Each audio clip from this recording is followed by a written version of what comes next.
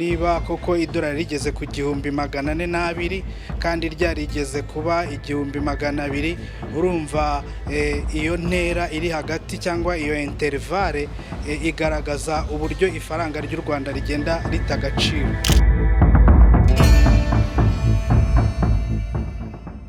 Umwaka w'ibihumbi 2023 2024 ifaranga ry'u Rwanda ryarahananutse ku rwego ruteye ubwoba, aho ryamanutse ku kigero cya 16.3% ugereranyije n'amadolari y'abanyamerika. Uku guhanuka kw'iri faranga ni ikimenyetso nanone gihambaye cyo kugwa k'ubukungu bw'u Rwanda. Buri muturage wese ibi biri kumugiraho ingaruka. Ese niki cyateye aya manzaganya? Niki se u Rwanda rwakora kugira ngo rwongere rugarura agaciro k'ifaranga? Reka ducukumbure turebe iby'iri faranga y'u Rwanda. Ifaranga y'u Rwanda, Rwanda francs, ryatangiye gukoreshwa mu mwaka w'1964 nyuma y'uko u Rwanda rubonye ubwigenge mu mwaka w'1962. Ryaje risimbura iryakoreshwaga muri Congo Mbirigi ryitwaga Belgian Congo francs, ndetse kandi ifaranga ry'u Rwanda niyo ryaje kuba ibuye fatizo rya monetary policy y'u Rwanda. Uko imyaka yagendaga ishira, ifaranga ry'u Rwanda ryagendaga rihura n'ibibazo bigiye bitandukanye, inflation ndetse n'ibindi byinshi. Nyuma ya jenoside yakorewe abatutsi mu mwaka w'1994, ifaranga ry'u Rwanda ryakomeje kuba ikimenyetso cya economic resilience. Abenshi murabibona cyangwa se muranabyumva, habaho gutagaciro kw'ifaranga ku buryo budasanzwe muri uyu mwaka ushize. Ubu nibwo tugeze ku kintu kitari cyarigeze kibaho, ari cyo gutakaza agaciro gahambaye cyane ku ifaranga ry'u Rwanda. 16.3 ugereranyije n'idolari ry'abanyamerika ni umubare mwinshi cyane, kubera ko ibi ngibi biragenda bigahabana n'uburyo ifaranga ry'u Rwanda ryajyaga ritakaza agaciro mu myaka yatambutse, kuko ho wagenda gusanga nibura ari muri 5%.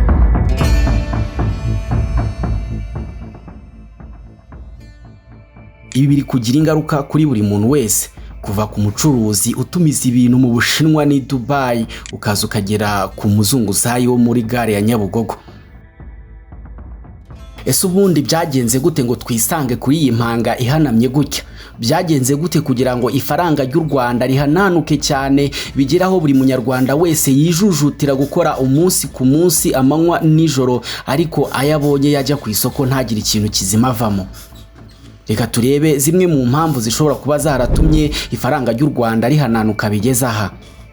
Impamvu ya mbere dushobora gutungaho itoroshi ni global economic conditions. Twese turabibona ko ubukungu bw'isi butameze neza. Imbaraga idolari rifite ndetse kandi no kuzamuka kwa interest rate kuri global market, ibi byose nta kindi byakoze, byashyize pressure ku bihugu biri mu nzira y'amajyambere harimo n'u Rwanda. Bituma ifaranga ry'u Rwanda ku isoko mpuzamahanga nta hantu na rimwe wariratisha. Indi mpamvu ni trade imbalance. Izi terminologies abize economics barabyumva, kubera ko hano turi kwimportinga ibintu byinshi kurusha ibyo tugemura hanze. Ibi bituma twe dukenera amafaranga y'abanyamahanga menshi, mu gihe twebwe nta bakenera amanyarwanda kubera uko baba baje kugura ibintu mu Rwanda. Ibyo bituma nyine ifaranga ryacu rikomeza gutakaza agaciro. Ikindi nanone dushobora kutirengagiza nuko hashobora kuba harabayeho icyitwa policy shortcomings.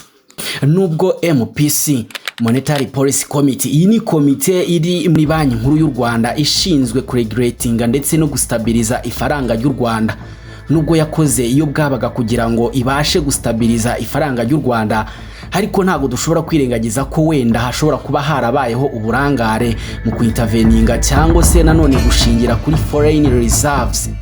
Ibi rero bikaba ari byo byateje ikibazo gihambaye cyane. Hano nshatse kuvuga iki? Igihugu gishobora gukoresha icyitwa foreign currency reserves mu kugira ngo basupportinge ifaranga ryacyo, ariko nanone uko ukomeza kubikora ugenda ugira icyo bita over reliance cyangwa se gudependingira kuri izo foreign currency reserves cyane, bikaza guteza ikibazo ku ifaranga ry'igihugu. Nubwo ifaranga ry'u Rwanda rifite ibibazo bitandukanye, ntago hazaza haryo twahakamira mu kitoze.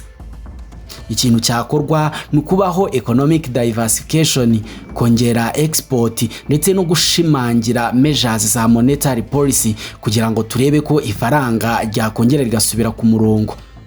hari ukongera ubwiza ariko yibuke nabivuze n'ubwinshi kuko niba dukoresha hegitari 5 tugakuraho kuri hegitari 5 bakavaho ibigori abandi beza kuri hegitari imwe ubwo harimo icyo cya technology icyasize cy'imbuto ikifumbire nziza ibyo byose ni ibintu ndabizi ko strategies zahari politike zahari kwasagara noneho impinduka kuri tere.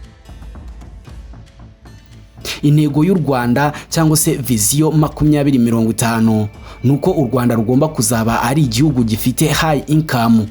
Muri ibi kandi cyangwa se muri izi ntego za 2050 harimo nuko n'ifaranga ry'u Rwanda rigomba kuba ari ifaranga rifite imbaraga ndetse n'agaciro.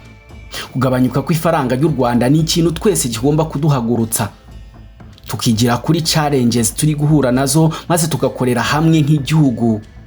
U Rwanda rukaba igihugu giteye imbere kandi atari ugustabiliza ifaranga ahubwo ari no kuba urugero nyine rwa resilience kw'isi cyangwa se kuba urugero rw'ibishoboka kw'isi.